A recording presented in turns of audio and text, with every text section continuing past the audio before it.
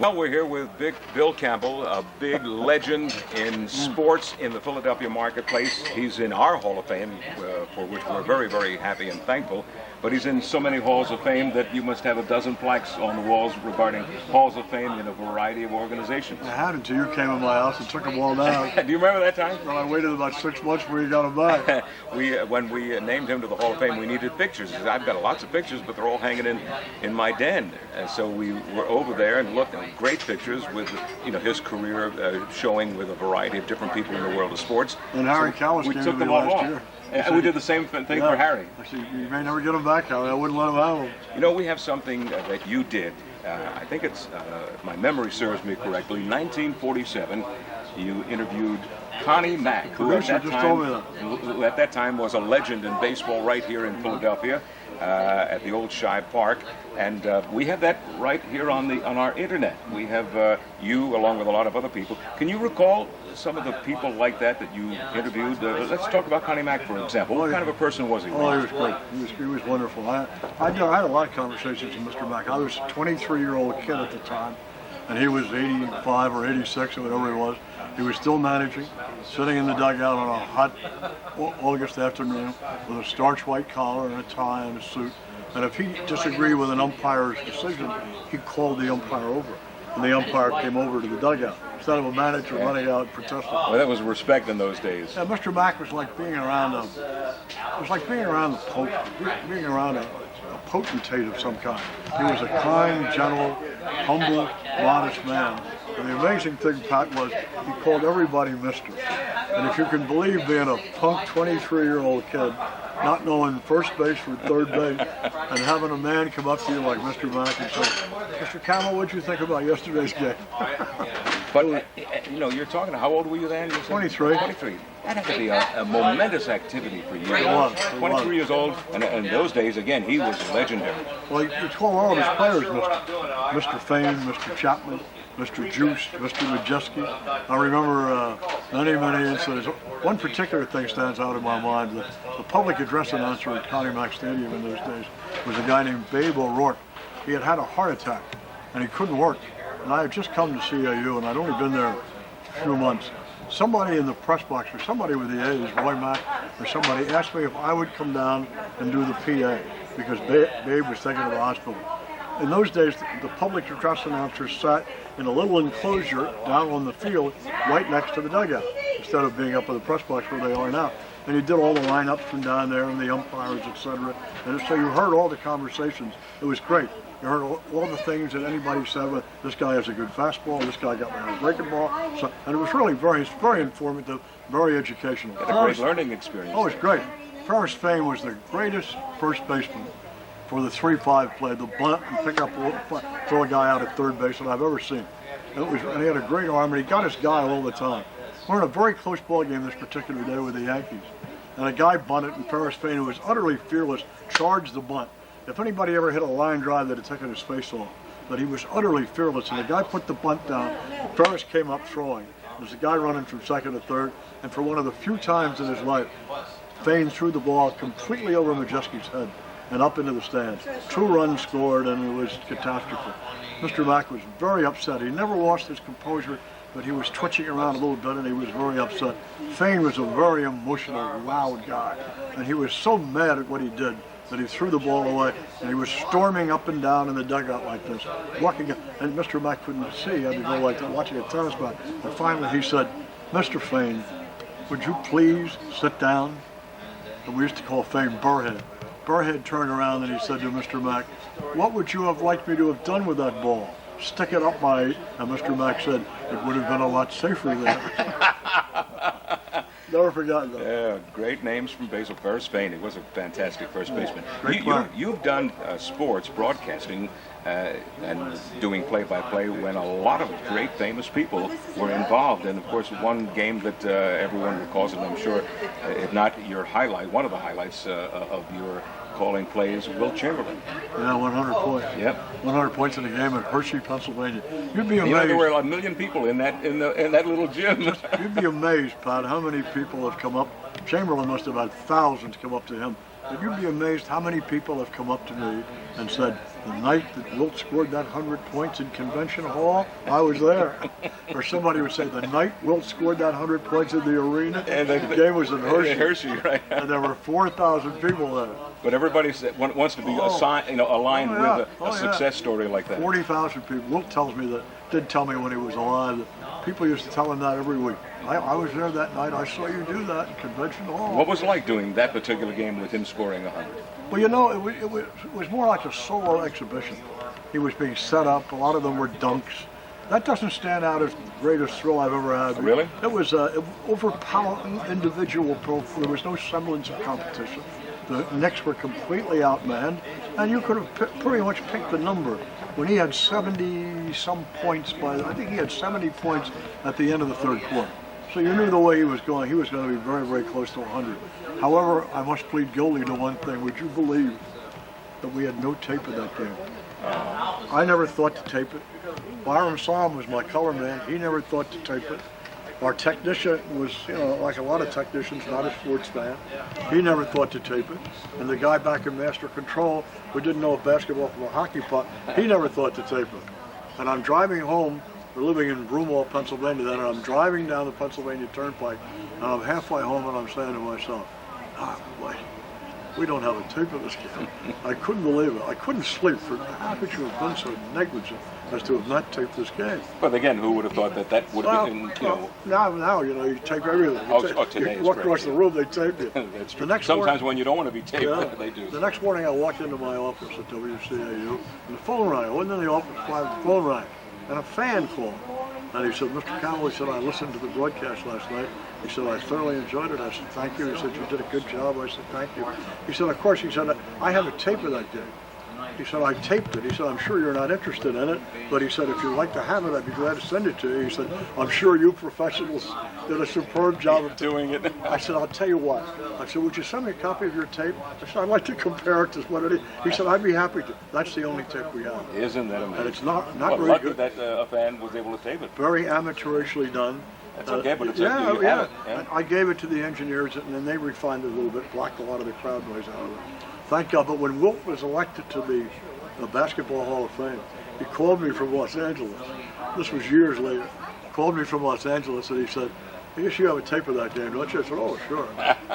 He said, could you send a copy of it to Springfield, Massachusetts? He said they'd like to have it in the Hall of Fame. That's the tape that they have. And if you call the NBA office today and you want to talk to Mr. Stern or whoever, when they put you on hold, they play a series of great moments in the NBA, and one of them is that tape. Oh, that's fantastic. I called one day to talk to Stern's assistant, and they said, would you mind waiting? I said, no. And I had the phone, sure enough, I'm listening to myself do this 100-point game. Last couple of minutes. What a kick that must have been. You mentioned that might not have been the highlight insofar as games that you've done or moments in sports that you've done.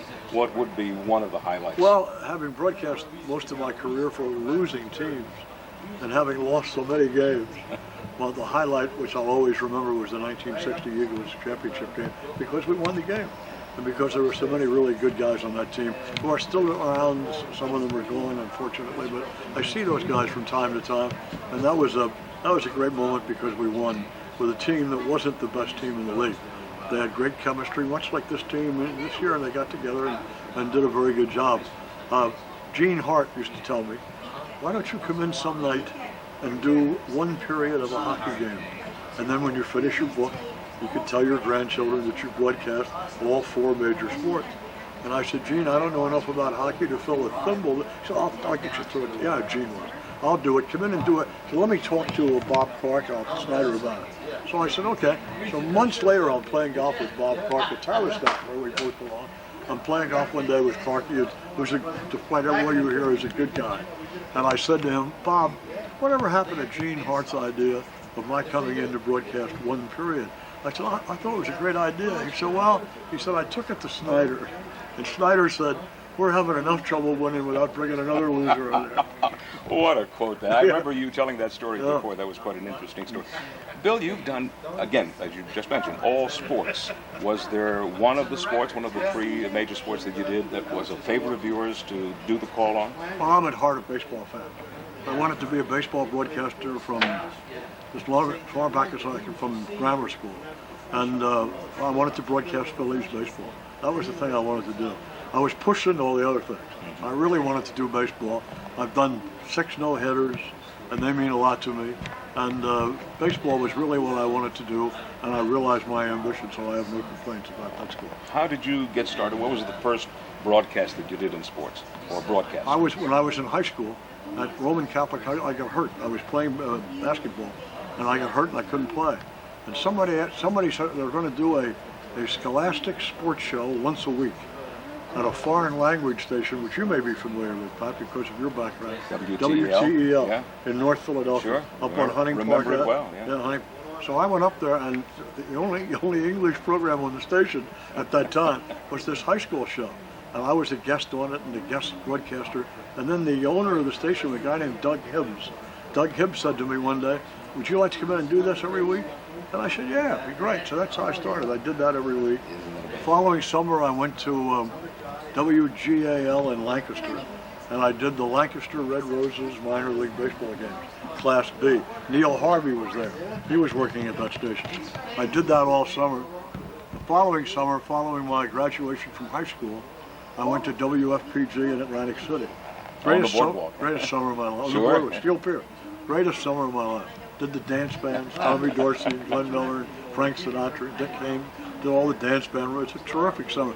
I wound up dating Miss Atlantic City, and I wound up broadcasting part of the Miss America pageant. On FPG? I didn't know one evening gown from another. But it was fun. It was a great summer. And then, of course, I went on to college. Then I went in service. And I was gone for 4 years.